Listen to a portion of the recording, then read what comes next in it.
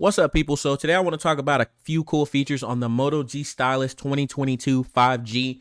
That is a mouthful, and I had to say the whole thing because there's so much misinformation about this phone, and I'll get into that later if I end up doing a full review. But specifically about this phone is it's not the same as the 4G model, which has a 90 hertz display. This one has a 120 hertz display, and a few other things are different. But again, I'll get into that later. Let's go ahead and get into the top features that I like about this phone so far.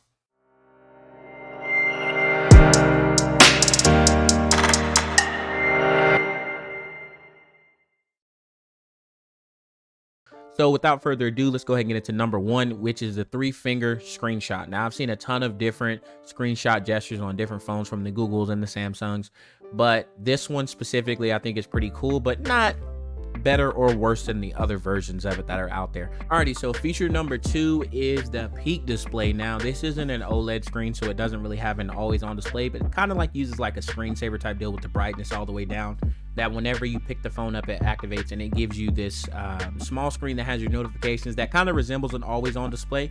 But the cool thing about the peak display is if you turn it on, you get to hold the notification down, and it'll basically give you more information and different ways to interact with it. And the next feature is the chop for flashlight. I feel like I've seen this on another phone, but I'm not entirely sure. I just think this is a cool feature. It's a cool way to access something that I don't know if you guys use a lot, but I tend to lose a lot of things, so I tend using my flashlight a lot, and having to unlock the phone, slide the thing down, and slide down the notification shade and go into your quick settings and find the flashlight and turn it on. It's like a bit of a hassle for something you're only going to have on for like a few seconds, so being able to just shake this thing and just turn the flash on is super dope.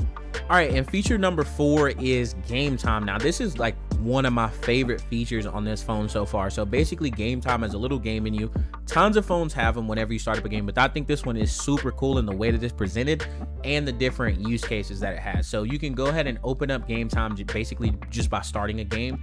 It gives you tons of controls. You can do like these kind of lights that react based on what's going on the screen with the game. You can screen record, you can turn up the volume, you can turn up the brightness, you can also turn those things down as well.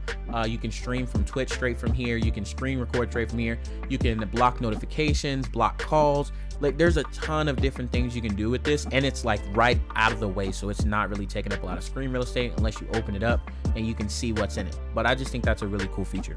Feature number 5, which is like, I'm not entirely sure in what use case this would be used in, but it's independent application volume. Basically what I mean is, if you can envision like when you're on your computer and you can turn down the volumes of each application that's running individually, and you can control those volumes independently of each other, that's what you can do here. So in this example, I am using TikTok and YouTube, which on a phone there's really no need to run both of those, and it'd be very weird if you're not using headphones and you have two things playing at one time. I really can't see a use case, but I've never seen this in a phone, so I thought it was super dope. It made it feel more like a computer when I was using it, and I thought it was a cool feature that I had never seen before, so I thought I'd put it on this list. The next feature, which is I don't know what number I'm on now, but it is right in the text box. So if you don't know, well, you probably do know, because there's a stylus in the name, but this phone has a stylus. And basically, whenever you get ready to click on a text box, like say you're typing something in the search, or you're typing something in YouTube, or even typing a message, inside of that search box, like on the display, you can just use the stylus to write what you want into there. And once you write that initial line, kind of where the text box is, you can just continue to write that message further and further down. Like, you can fill up the entire screen with text and it'll just input it. It's pretty accurate.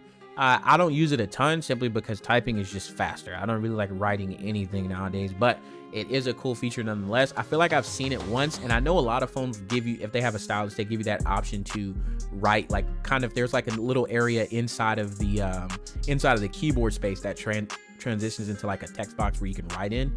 But this one is cool just because it lets you write directly into whatever box that you're already about to type in, or that you clicked on. So the next feature I want to talk about is the triple swipe to split the screen. So basically, if you're on an application, you can swipe your fingers back and forth 3 times and it'll split the application automatically. It'll give you the option to go ahead and put another app on the bottom half. Now, a cool thing about this phone, which isn't technically a feature, is kind of something more for a full review. This phone does split screen, like multitasking, especially for the chip that it has. I think it's a 695G. It does multitasking in the split screen mode very, very well. Like, I've had no issues, no lagging out or freezing or anything like that. I've even played videos in multiple windows, like TikTok on one and YouTube on the other. This is one of those instances, I guess, the independent volume, application volume would come in handy. Still don't understand why you'd be watching 2 videos at once, but this is one of those use cases. If you do, that independent volume would be really helpful, especially if you're, planning on being able to hear one over the other.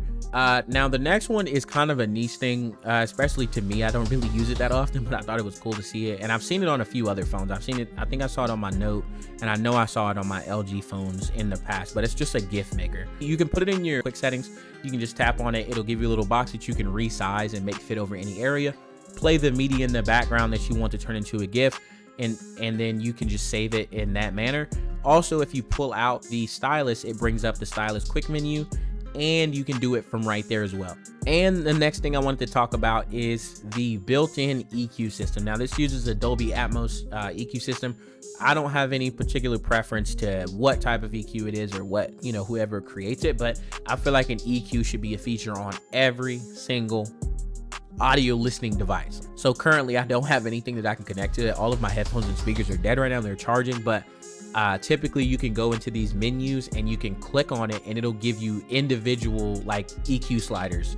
Like you have these presets here, and you also have an EQ slider, which you can do manually if you want to. Alrighty guys, and that is all of the features that I wanted to tell you about the Moto G Stylus 2022 5G. Long name again, I know. If you stuck it out this long, thank you so much for watching. If you want to see more videos like this in the future, please consider subscribing to the channel. And if you liked the video, make sure you leave a like down below. Thank you so much for watching. Take it easy.